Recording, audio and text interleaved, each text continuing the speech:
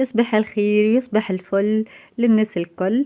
اللهم صل وسلم على رسول الله وعلى آله وصحبه أجمعين. عسلامة البنات، شحوالكم؟ إيش عاملين؟ إن شاء الله تكونوا في خير ونعمة يا ربي، في صحة جيدة. اليوم حبيت نودكم بالروتين الخفيف متاعي. قلت خليني نعمل روتين في الصالون متاعي، قلت خليني ننظف تنظيف عميق وميم طون خليني نعاونكم ونشجعكم. واللي ماهيش تنظف في صالتها ولا مازالت ما نظفتهاش، خلي تقوم وتتشجع معايا. البنات بديت بشوي بشوي، قلت خليني نظف الموبل. الصالة متاعي نظيفة مش على حاجة، قلت خنفوحها شوية. حطيت كيما هكا يوريو فيها الفازة التركية الكل هكا ولينا قلدوا فيها. الكل ذيك الكبسول متاع الماشينة لافي ومعها شوية كاجولين في الماء، وشديت غلاق متاع كسرونة ومعها الميكروفايبر حطيتهم. وكل مرة نعمل المنديلة متاع الميكروفايبر في الماء اللي فيه الكاجولين والكل. والله ريحة فاوحة على الاخر، ونعوشت الصالة وقعدت برشا ريحتها فاوحة، محلاها محلاها. وحتى كان فما تاش ولا حاجة في ساعة تتنحى متاع حاجة خفيفة. البنات والله هي فازة باهية وتنجموا تجربوها وتعملوها ان شاء الله، حتى معناتها بشوية هكا برودوي متاع غسالة صابون ومعها شوية كاجولين في الماء ومعها ميكروفايبر، جربوها والله تنجح معاكم بالكدا بالكدا.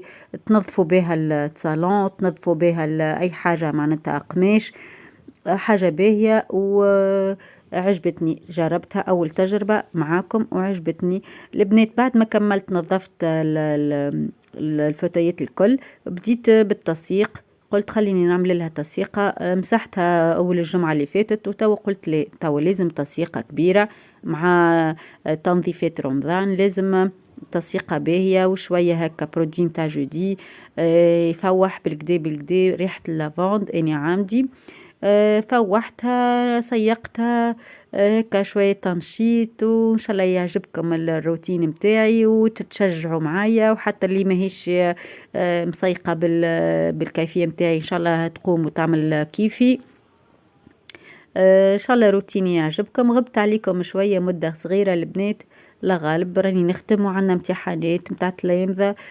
بما اني في السلك التعليم لازمني معناتها برشا وقت وبرشا تركيز مع خدمتي ومع قراية التلامذة مع الامتحانات ومع كل شيء. ان شاء الله ربي ينجحهم وان شاء الله ربي ينور لهم طريقهم وان شاء الله يكونوا في اعلى المراتب. التلامذات اللي تعبوا الكل، هذا شنو نتمنى لهم. بالنسبة توا رمضان سي عطلة والكل هذاك علاش عملت آخر حاجة تنظيفاتي. بعد ما كملنا امتحاناتنا وخدمة وتركيزنا مع الصغيرات الكل، تلفدت باش نركح كوجينتي. نظمت الكوجينة الحق ما شاركتكمش وما صورتش خاطر تعبت برشا في التنظيف وفي التنظيم، ومديت سرابس متاع رمضان ومتاع الماء ومتاع الماكلة ومتاع كل شيء. بالنسبة للصالة قعدت لي آخر حاجة هي الصالة، قلت خليني نشارككم التنظيف متاعها وتتشجعوا معايا وإن شاء الله يا ربي تصوموا رمضان بخير وصحة يا ربي، وإن شاء الله ينعاد عليكم بالصحة والعافية يا ربي. هذا شنو معناتها نتمنى للناس الكل واللي يتمنى واللي اني زادا نتمناه. ان شاء الله يعجبكم روتيني، ان شاء الله تعجبكم زادا صالتي. بشوية بشوية البنات راني ما حبيتش نضغط على روحي، تعبة بالحق. تعب رجع علينا.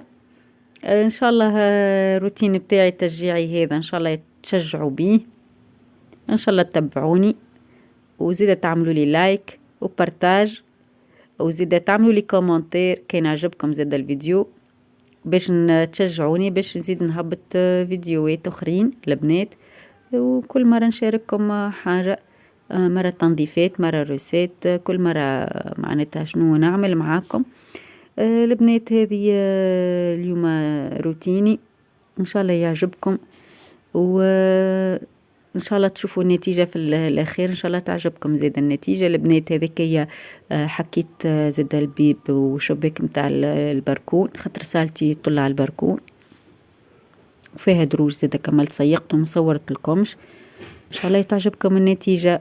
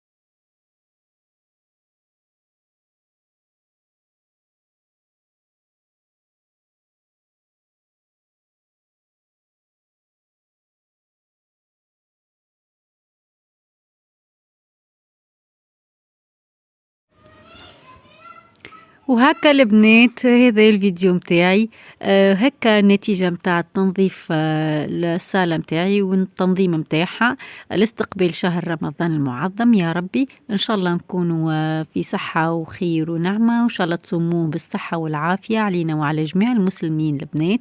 هذه طريقتي في تنظيم الصالة وتحضيرها الشهر الصيام. إن شاء الله تعجبكم، وإن شاء الله تكتبوا لي في الكومنتير وتعملوا لي لايك كان عجبكم بالطبيعة.